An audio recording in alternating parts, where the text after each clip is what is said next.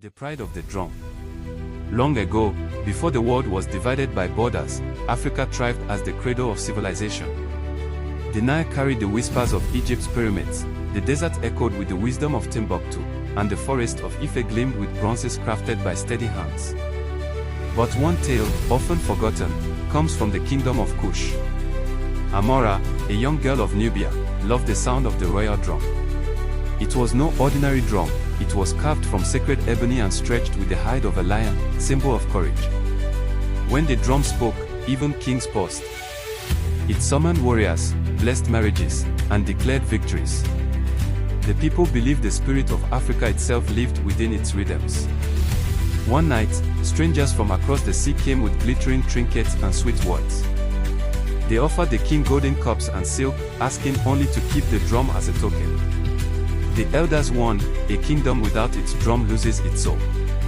But greed clouded the palace. Amora, watching from the shadows, felt her heart tremble.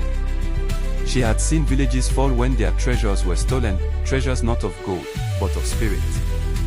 That night, when the stranger slept, she crept into the palace. She placed her small hands on the drum and whispered, "Your voice must remain with us." With the courage of a lioness, she carried it to the Nile and hid it among the reeds.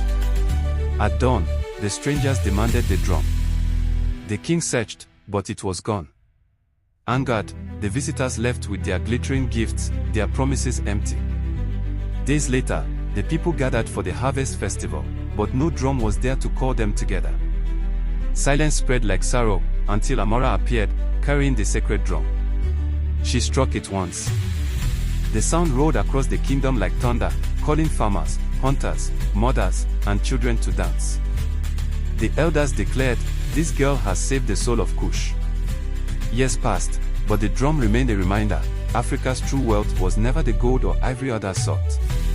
It was its spirit, its music, wisdom, and courage. And so, long before foreign ships came in greater numbers, before greed tried to break its kingdoms, Africa already knew its truth. Civilizations may rise and fall, but the heartbeat of the drum, like Africa itself, can never be silenced.